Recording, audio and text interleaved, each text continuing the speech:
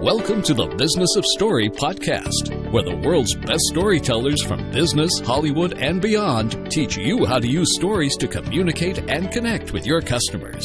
The Business of Story is sponsored by ACT, the best-selling customer management software for small business, and by Signal Labs, the real-time cross-media story tracking platform.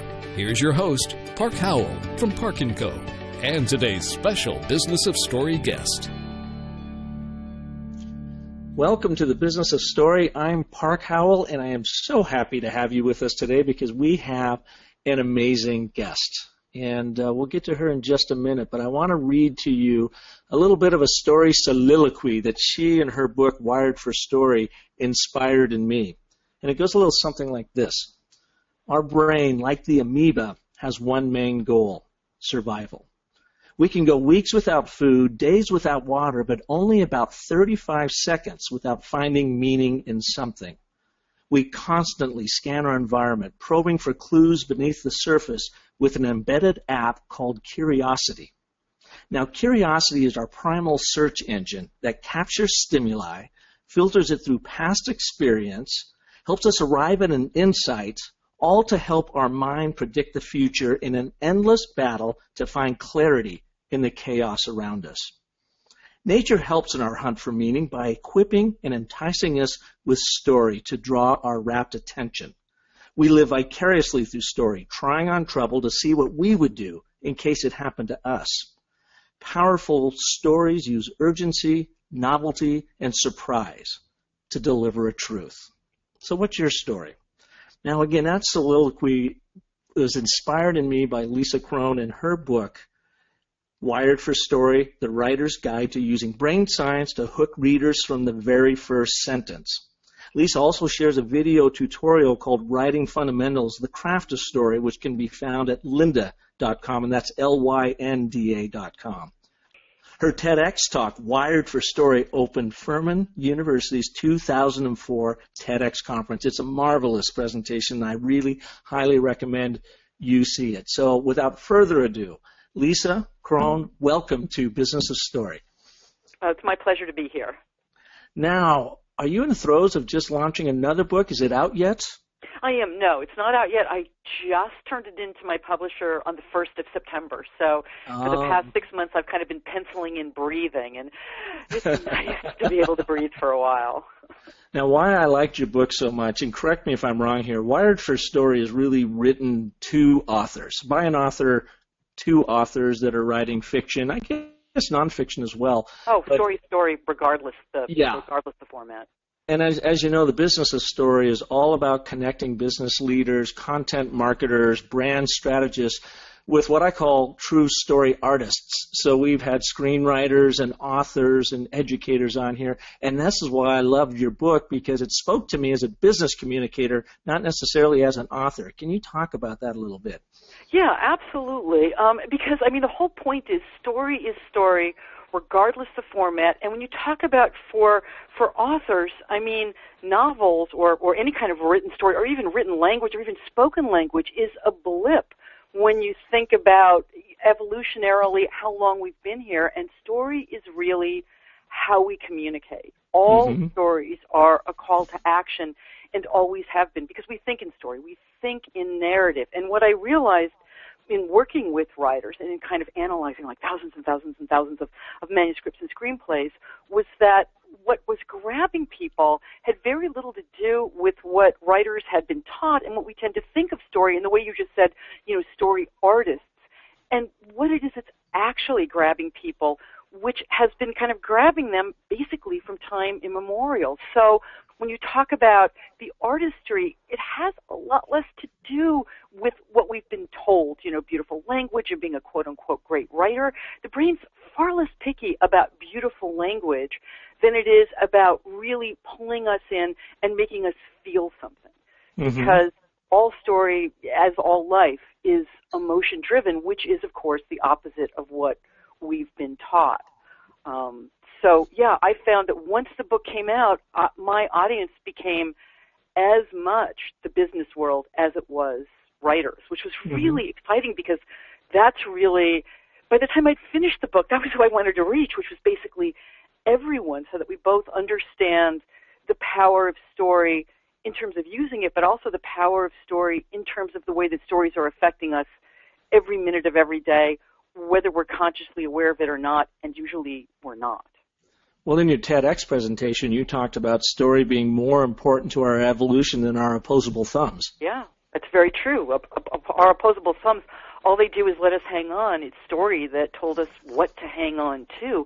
Because when you think about it, we think in story, we think in narrative. It's how we make sense of everything. I mean, just think of yourself, whoever you are, whether, business person or writer, you're the protagonist in your own life, and you evaluate everything, whether it's physical, emotional, conceptual, based on one thing and one thing only. And that is, how is this going to help me in my own subjective reality given my agenda for the future? Because we all have agendas, and that's a word that, has kind of picked up a kind of a, pejorative slant to it, and there's nothing pejorative about it at all. Our agenda is basically survival.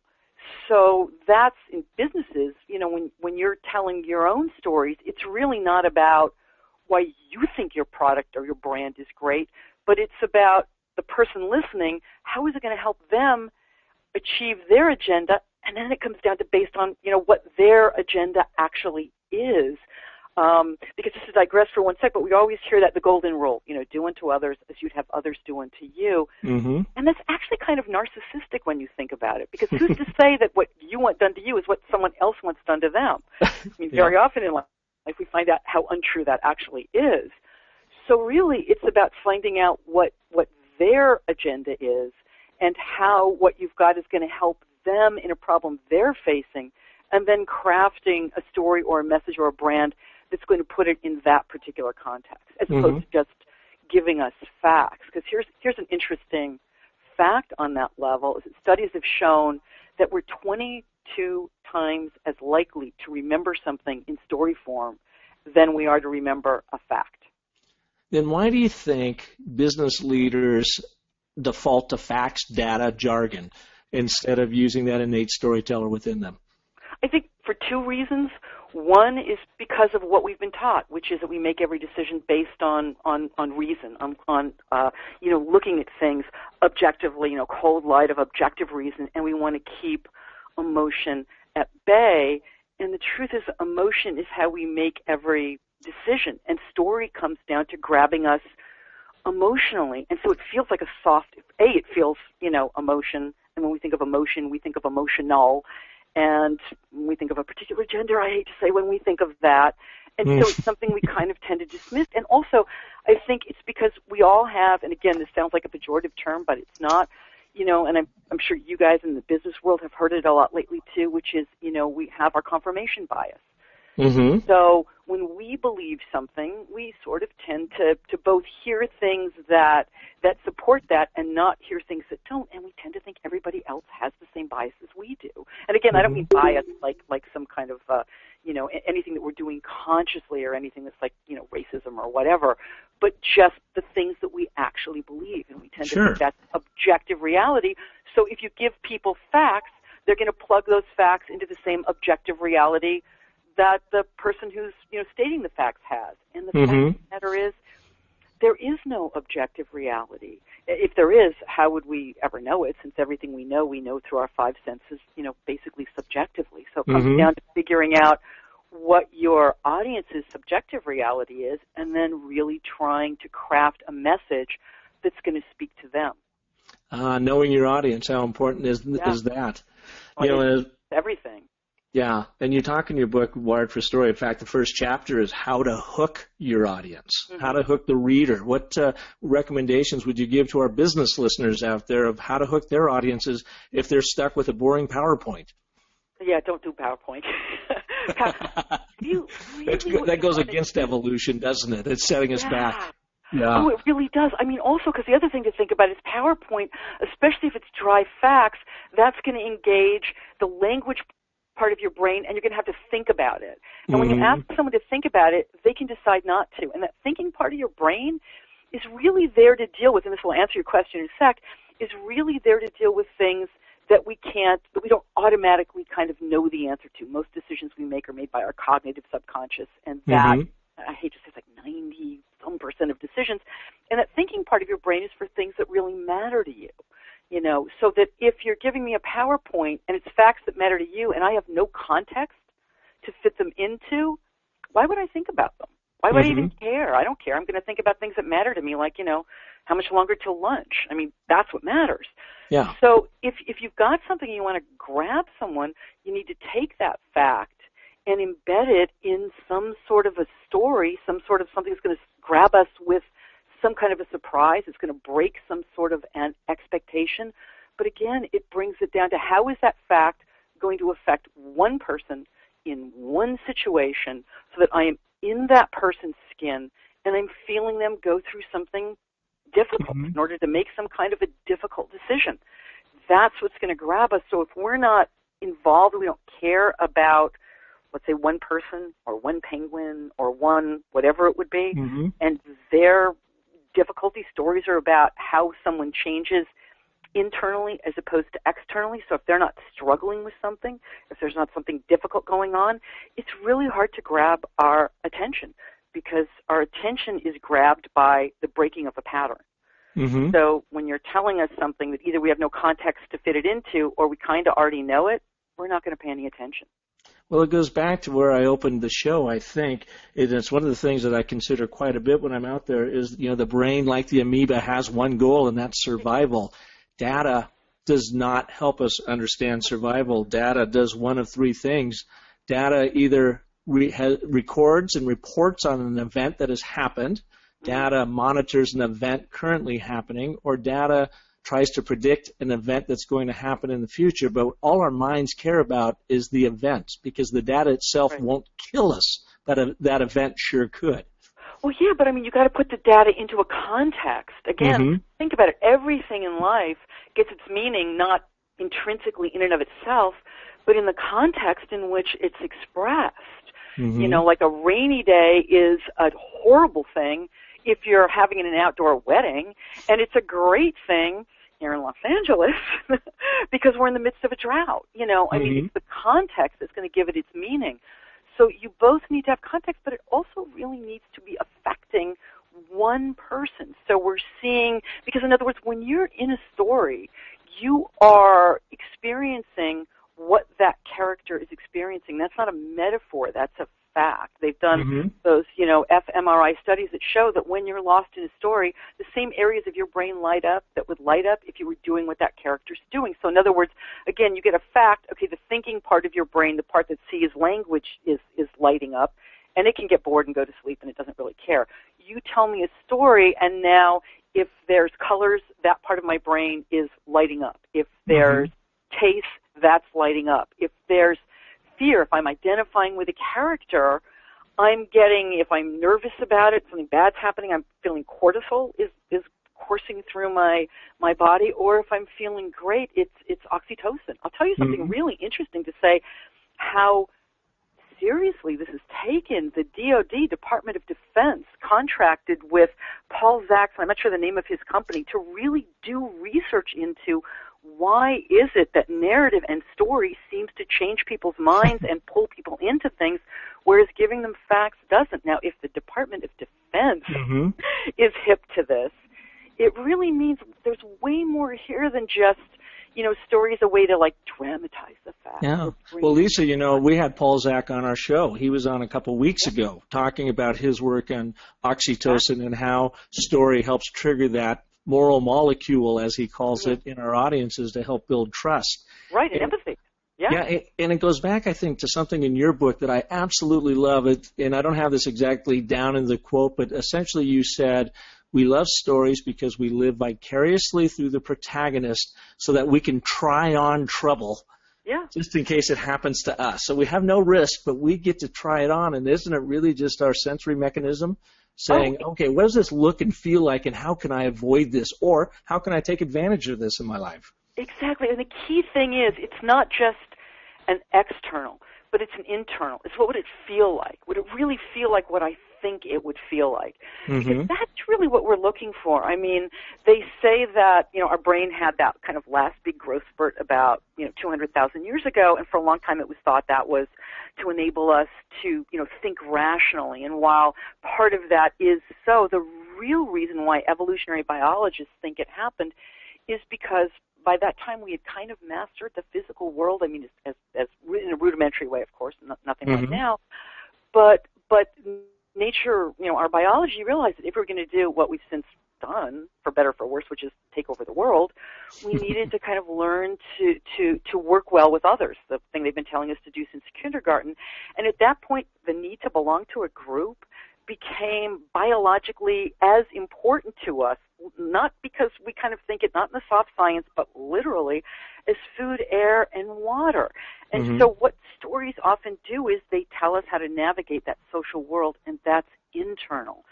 So really, when you think about it, when you use or try any, new product, or you're going to do something green, let's hope, it really comes down to, how is this going to make me my more authentic self? How is this going to help me within my tribe, my group, the people who matter to me the most? And that's internal. So it's not merely just external trouble, like lie and run, but it's also internally in terms of how we see ourselves, because that's what matters most. Lisa, when we come back from the break, I would like to talk a little bit more about Wired for Story and what can business people get from a book that appears to me anyways as if you are coaching authors and writers how to write fiction and create that story. So let's cover that when we come back right after this. Are you keeping track of sales leads in a spreadsheet, or worse, Post-it notes all over your desk? Well, there's a better way, and it doesn't involve spending a fortune on complex CRM software. For over 25 years, ACT has been the #1 best-selling contact and customer management software. It's super affordable and easy to use. ACT helps individuals, small businesses, and sales teams organize prospect and customer details in just one place. It also helps you market products and services more effectively, and most importantly, it drives sales. Try ACT for 30 days by visiting actstory.com and sign up for a chance to win a pair of Bose Quiet Comfort 20i acoustic noise canceling headphones, a $299 value. Again, that's actstory.com. Welcome back to Business of Story and our wonderful guest today, Lisa Cron, the author of Wired for Story. Now, Lisa, I read your book a couple years ago, and I go back to it all the time in my own work, but what I read in your book is you really wrote it for authors, did you not? Can you tell us a little bit of the thinking behind it? The thinking behind writing it for authors, or the thinking behind... Yeah, the book itself. I mean, what were you trying to get across to authors? And then leading on to the next question is, what can us business folks, content marketers, brand strategists, learn from a book like yours? Got it.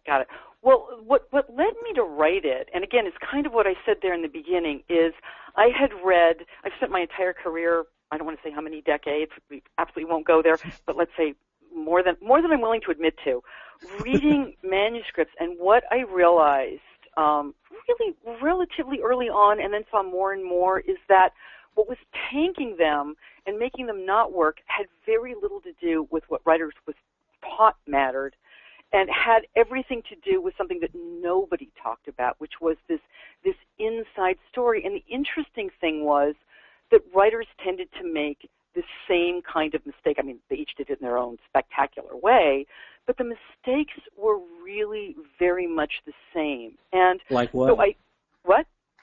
Yeah, like what kind of mistakes? Well, the mistake was that it was all external. It was all about what happened on the outside. It was all about the plot. It was about two things: the plot, and then, which is external events, and then beautiful writing. And as you hear in the trade, is a storyless, kind of plot-driven novel with beautiful writing is what's known as a beautifully written who cares. Because what mattered wasn't the external things that were happening. What mattered was how they were affecting the character, the protagonist. We'll just stick with the protagonist as opposed to all the characters, because it really is one person's story. And everything needed to be filtered through that person's lens, because just as in life, when you look at things in your own life, you don't look at them and just you're not just cataloging them. There's a yellow wall, there's a red chair, why would you care? You're looking at everything, and you're trying to pull out strategic significance. What does that mean? Do I need to worry about it? And how can I use that to help me in terms of what I want to, to achieve? Again, your agenda, not in general achieve, but a very specific agenda. Because the same thing with businesses, it's a very specific agenda. Everybody's got a specific agenda because we don't ever do anything in general. I don't like concepts because they're conceptual, and so they're very vague and they're very fuzzy, and we don't do anything in general. You don't go to the market in general. You don't get a job in general. You don't sell something in general. You do it specifically moment by moment, and that's really where story lies, is how is this external thing affecting somebody internally given what their expectations are. And so that's what I really wanted to get across, is how to get that onto the page. And the exciting thing for me was that when I sat down to really start to write it, it just happened to coincide with all of these breakthroughs in neuroscience. So it kind of went to something that I'd been kind of working on in the back of my head for a very long time, and it went from, oh, this is, metaphor, this is, a theory, to no, wait, this is fact. This is actually biologically driven. This is actually how we're making sense of everything. Stories, in the architecture of the brain. And that's what suddenly made let the light go on for me and translated into Wired for Story. And the truth is, my agenda goes way beyond writers. Because I think if people really understood the power story has on them, and also the power of emotion, if we could learn not to be as afraid of it as we are. Because again, when people go, oh, they're so emotional, it's like, and now they're calm. It's like, hey, guess what? P.S. Calm is an emotion. We tend to think of emotion as these big box things, but think about it. There's nothing that you look at, as I said earlier, that doesn't bring with it some chemical reaction that lets you know how you feel about it, which kind of leads you toward what you might do given your agenda. It's just our nervous system's way of keeping us alive. So that was the goal, for the book. And as much as possible, I was excited that other people, the business world, and, I've been, all over the place. I was even put it on some dating site on, like, how to get girls to like you. It was just... The story is biological, after all. Yeah, there you go. It was... But at the end of the day, it really does apply, to everything. And the same thing is true, obviously, for the business world. And on one level, the business world and advertisers often tended to know a lot of this way more than writers did. You guys were way ahead of the pack when it comes to writers who just we've got to persuade in 30 seconds or less, and now it's in 6 seconds or less, or 140 or 140 characters, or absolutely. 140. Go ahead. We talked about that then again. The brain is bent on survival. We're biologically hardwired. Evolution has been because of our ability to tell stories. Is there a basic structure that we could all work from, even if we're not, world-renowned, award-winning writers, but a basic structure to story that helps us connect with human beings? Yeah, I think that there is, and I think just first of all to say, don't worry about being quote-unquote talented. Don't worry about writing beautifully. Don't worry about the art of it. I don't even like the word art on that level because, again, it's one of those big, vague generalities that's basically used to scare people. I think the same thing is true of talent. I think that there is a very basic, and when I'm talking about structure, I do not mean story structure like the hero's journey but I mean an internal structure, and stories are basically about somebody who's changing, somebody who's going from characters enter a story, which is the external things that happen, and I think this really goes well for in terms of branding and convincing someone with something they really want, and a misbelief. A misbelief, it's not a fatal flaw, it's not something that's wrong with them and now they're going to overcome it, but it's just they're not looking at things in a way that's perhaps accurate. And stories are about how the external world forces somebody to really question that misbelief and learn something that's going to allow them to solve this external problem, which means you need to let yourself be vulnerable in a story. In other words, if stories about how someone changes and how someone learns something and has an aha moment at the end, if they're not making some kind of a fundamental and we so vilify this word that I hate even using it, but if we're not making some fundamental error or mistake in the beginning, then we got nowhere to go. And the thing about advertising, I think, is that if you, and this is what's wrong with so much party line advertising, is if you go in as if you've never made a mistake and everything's always been perfect, not only is that boring, but we don't believe you. Because out here in the real world, we know everybody's vulnerable, everybody makes mistakes, and that's what humanizes us. That's what makes us who we are, is this, we're constantly learning. We're constantly going, no, it's not just that the external world was against us, and now because we're so virtuous, we've made it before us.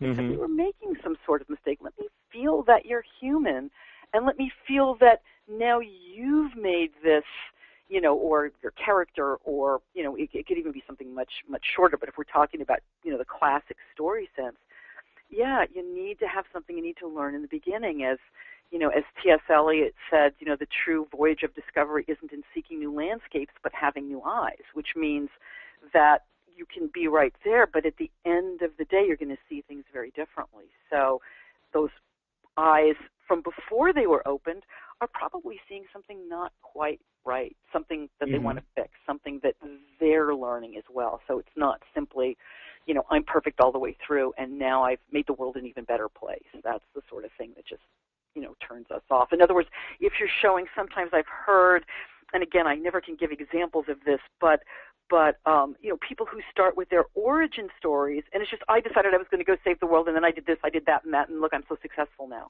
And it's like, yeah, okay, you've already turned me off in the beginning because you're so perfect that I don't like you. I mean, think about that person who who seems perfect. It's like they've got the great job, they've got the great family, do you like that person? Like, even on the surface, you go, sure you do, but really inside, you kind of don't like them, and you're kind of wondering what they've got going on. You're going, right. Yeah.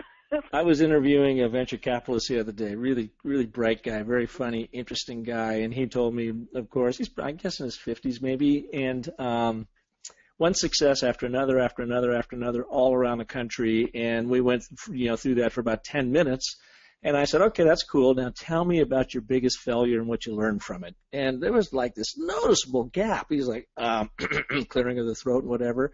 And I'm like, no, dude, it's cool. It's between you and I. Just tell me your biggest failure. And he goes, well, then he laughed. He goes, yeah, I got to tell you about this one gig, and lost lots and lots of money. And I learned, got hooked up with a bad group and a bad business partner, and we were wrong timing, and went on and on and on. And that was a fascinating 10 minutes. Exactly. I was just like, yeah, that's so cool, because I can live vicariously through you, try on your trouble, and then learn from it.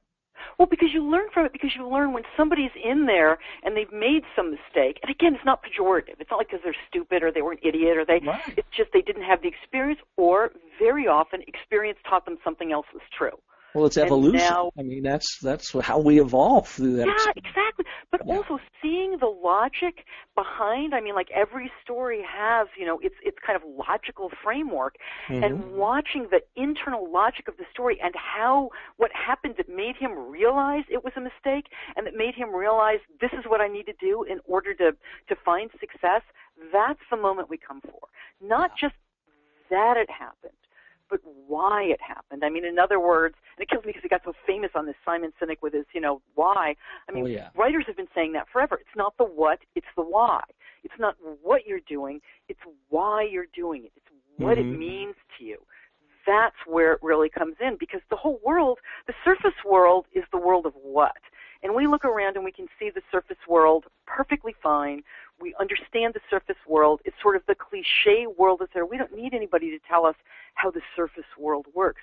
We want to know what's going on beneath the surface. I often think of story as the difference between what you're saying out loud and what you're thinking when you're saying it. Because imagine even that kind of a story. Someone's talking about, I was sitting in the office, I was being interviewed, and I knew I came off really blah, blah, but inside I was dying and I was afraid. That's the part you want to know. Right. It comes back to that whole old concept of the flawed protagonist. That flawed protagonist that we believe in because we're pulling for them. We're pulling for the underdog to overcome. Right. And who is not an underdog when they're standing in front of a corporate boardroom trying to present their PowerPoint presentation? Everybody's an underdog. So, what are they really up to? It's terrifying. And again, I just would stay away from the word flaw because it sounds like there's a perfect way to be. And I tend to think of it really honestly as a misbelief. They've got some sort of misbelief, some sort of fear that's eating away. It's not like a flaw, only because flaw is such a pejorative term. Mm-hmm. It's really just, I thought it would be this one way and now it's something else. And what do I do? How do I overcome this in one way or another? So yeah. And we've all done that. I mean, I once had a student, my favorite anecdote is I once had a student at UCLA who said, I know on the surface I look really put together. And like she did, she looked so put together, she was so nice, she didn't think what it's not to say that. But she said, I know on the surface I look really put together, but inside I'm a raging mess, and I'm trying to keep all of you from seeing it. And stories about the raging mess that we're all trying to keep other people from seeing, because guess what? We all feel that same way. Yeah. We've all got that. And story helps us create that meaning of the chaos happening around us. Exactly. Mm-hmm. And it makes us feel brave because the most terrifying thing is to admit it, and then instead of people going, oh, what's wrong with you? It was just you, they're all going, oh, me too. Oh, you're so brave. And now they're all telling you similar stories. Right. And business is the same thing. It's all about community, and then they trust you. Yeah. Lisa, when we come back from this break, I'd like to talk to you a little bit about the superpower of storytelling. So let's come back. Let's throw it to some great stories from our sponsors right now, and we'll be right back with the business of story. Your customers, employees, marketing campaigns, partners, and yes, your detractors, they're each telling a story right now about you. Where? On social media, in traditional print publications, in blog posts, on television, basically everywhere. And it's happening 24/7, in real time. Your mission? Track these stories and the sources that share them, smartly manage them, analyze them rapidly, and discern what you should do next, what you should do now. No wonder you're tired. Well, Signal Labs is a real-time, cross-media story tracking platform that makes your life easier. Their solution enables customers to quickly spot trends, see relevant stories unfold, and take action. So stay ahead of what the world thinks with Signal Labs. Learn more and sign up for a free demo at signallabs.com/story. Welcome back to Business of Story, and our guest today, author, educator, Lisa Cron, and one of my favorite books, the writer of Wired for Story. Highly recommended. Although it's written for authors out there, us business communicators can use it too. There's just a wealth of information in there. And Lisa, I was again, talking about your TEDx presentation, and you mentioned in there the superpower of storytelling. And I thought to myself after I heard that truly is storytelling is the one and only superpower that we all have. We are born with it. And in fact, you might lay claim to the fact that we lost that power, or at least it was silenced in us in kindergarten. We were in the top of our game in kindergarten, but our educational system and society and businesses in particular have silenced that storyteller within us. And the one point we try to do with the business of story is give people permission and show them pragmatic ways to go about collecting and telling their stories. And so after I heard you say that, I thought, you're right. If we are trying to move people to action and get people to do the right things and help us along in our own missions, the one and only superpower we have is to persuade them and move them to action. And they do that through emotion. They don't do it through reason. And the only way that we can make that happen are through the stories that we share with them. So I think you're dead on. I think storytelling is our one and only superpower that we can actually harness and wield every single day. Yeah, I think that's absolutely true because stories mainline meaning.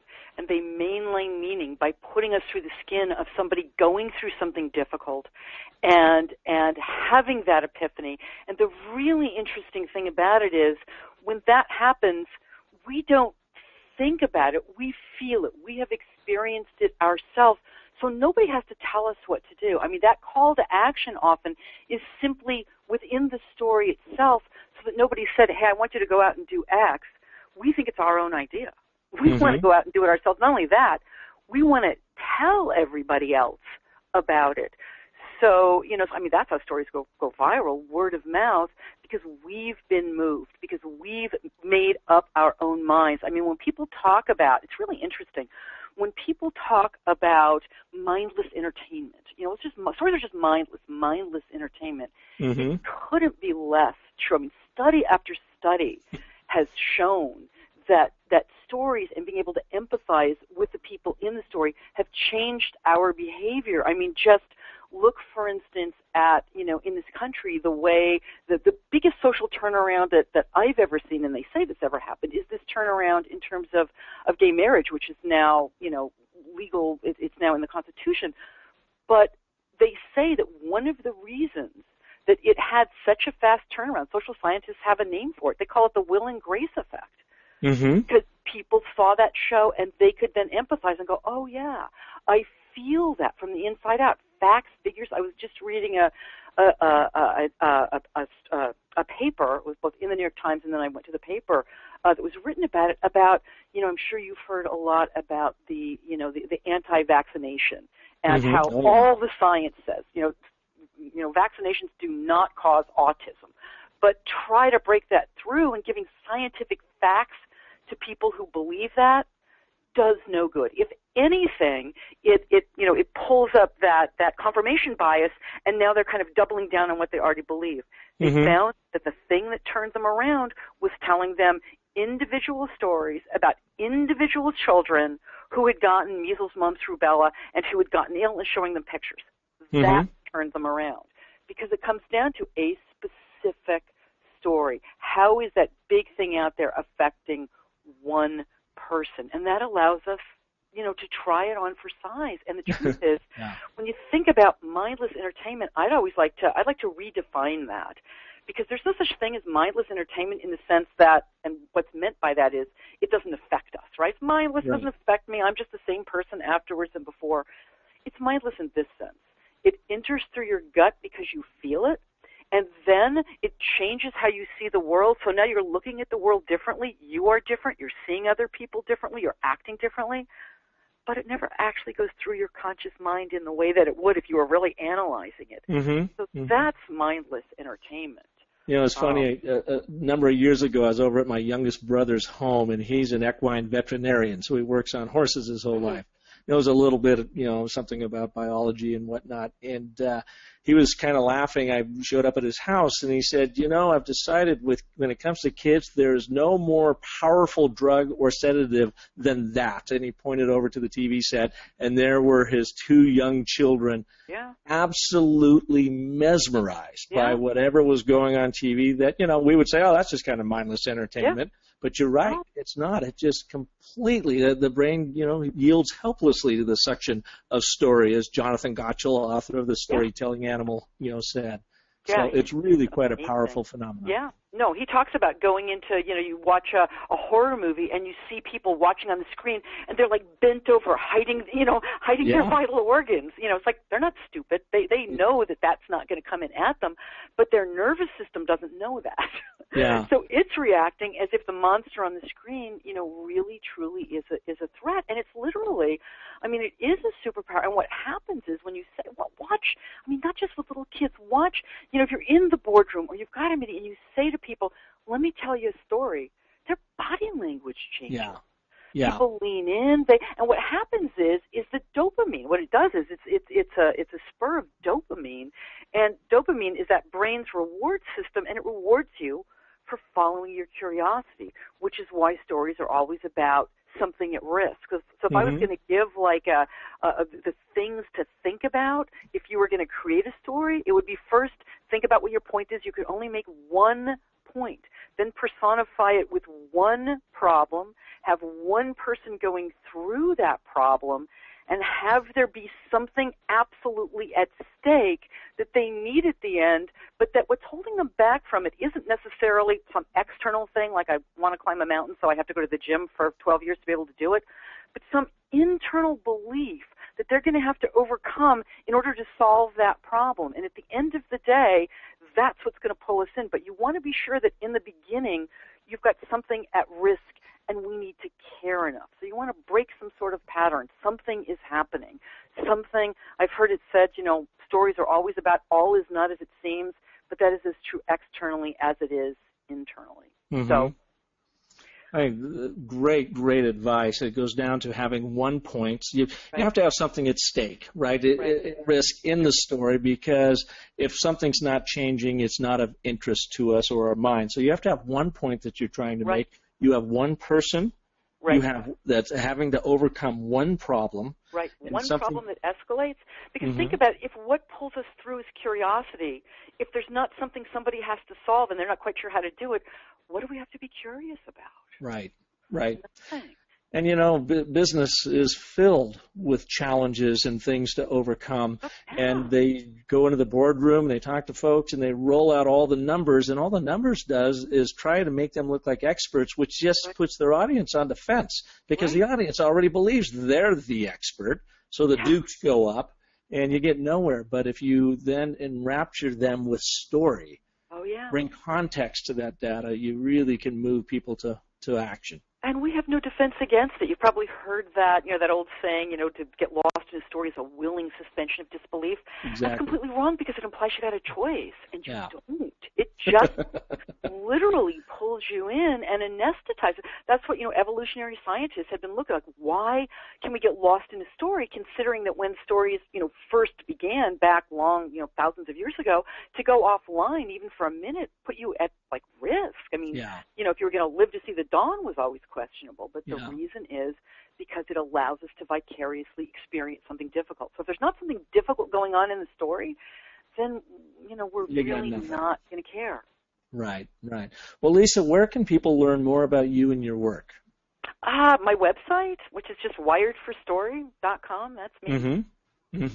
And you mentioned at the top of the show the new book you're working on. Can you quickly tell us about that and when it's going to be out? What's the premise of that piece? Sure, and it really is for writers, and it's called, I'm going to totally mangle the subtitle, it's called Story Genius, How to Use Brain Science to Crack the Code of Your Novel Before You Waste 3 years, or spend 3 years writing 279 pages that go nowhere. And that's due out, I think, next August. But the one after that is the one for business people. It's going to be called Story or Die, and I'm very excited about that one, but that's a couple years down the pike. Story or die. Well, there you go. There you've got conflict built right into it. You've got evolution built. You've got everything built into it. That's fantastic. I mean, that's the last thing for them to think of is story isn't a way to communicate. Story is the way to communicate. Right. I mean, it's at the base of everything we do. Right. So, right, just watch it in your own life. It's all narrative. It's all, and you see it everywhere. People talk about it, but they talk about it as if it's a choice, as opposed to this is how we see everything. And if you just shift that and look at it through that lens, you'll see how everybody is talking about it, but not focusing in on it clearly enough to use it in the way that really would. It's kind of scary, because it definitely has immense power that is not quite being tapped as successfully as it could be. Yeah. My last question for you, Lisa, is what is your favorite TED Talk, other than yours, that our listeners could learn from relative to story and storytelling? I actually think, and again, this is one everybody knows, but I just think it's so brilliant because it goes to all this. It's Brené Brown's TED Talk on vulnerability. Right. Because it really talks about, going in and allowing yourself to be seen. So it's both, it gives you something personally for your own life, but I think also for business people, it really goes deeply into the need, and being vulnerable is what makes us human. And is where true bravery lies, and is where all that stuff that we're trying to protect. I mean, it's kind of funny, but the more we protect it and pretend it isn't there, the bigger cowards we are. Yeah, I love it. It's because I love it, and I really think we need to change the world. I really think people need to, the more they understand the power of story and the power of emotion, and not to be scared of it. That's the biggest problem. People are so scared of it that they don't realize that it's ruling their lives no matter what. It really is. We're all living within a story, and the stories we tell ourselves, which are mostly fiction, by the way. But again, fiction. But I was just listening to Mary Carr. She just wrote a book on memoir, and she was talking about that. And yeah, of course, because everything's fiction, because our memory isn't something that we, have, and it's like a statue and you bring it out. In other words, it's not fiction because we lie. It's fiction because it's subjective, and we're making sense of it based on what our past has taught us things mean. So Yeah, by definition, it's that, but it's the best that we got. And my goal also, just last thing, is just to make it so that we're not mean to ourselves about it and we're not pejorative. This is how we evolved to make sense of things, and it's perfectly fine. Yep. Couldn't agree more. Couldn't agree more. And also Jonathan Gottschall. Jonathan Gottschall did one. I can't remember what he called it, but it was at the Furman. We were both. I opened the conference and he ended it. And the storytelling animal. Jonathan Gottschall. Storytelling animal. He's a great guy too. God, nice. He was one of our first guests. So we've been very, very fortunate to surround ourselves with brilliant minds like yours and Jonathan's and Paul Zach's. And I just want to thank you for coming on Business of Story today and sharing your insights as an author and as an educator to help us business leaders and content marketers, brand strategists connect on a more visceral human level so that we can actually do good in this world, not just sell stuff. Yeah, make us feel. That's going to change us not just in terms of buying your product, but it's going to change us in terms of everything we do. Absolutely. Well, thank you very much, Lisa, and thank you all for listening to this edition of Business of Story. If you like what you hear, and I really hope you do, please go to iTunes. Give us a ranking on there if you would, and then drop your notes in if there's anything that you would like to hear. Or send me a note over at businessofstory.com. And while you're at businessofstory.com, we have many free downloadable tools there for you that can help you start crafting and collecting your thoughts around story and gives you a very pragmatic way to start bringing more story into your life as a business leader communicator. And again, thank you for listening to Business of Story, and we will be back with you in another week or so with another amazing guest. Take care. Thanks for tuning in to The Business of Story. Don't forget there are terrific free storytelling resources for you at thebusinessofstory.com, where you'll also find the complete show archive. The Business of Story is sponsored by Park & Co., Signal Labs, and ACT, and is produced by Convince and Convert Media. Find more great shows like The Business of Story at marketingpodcasts.com, the first search engine for marketing podcasts.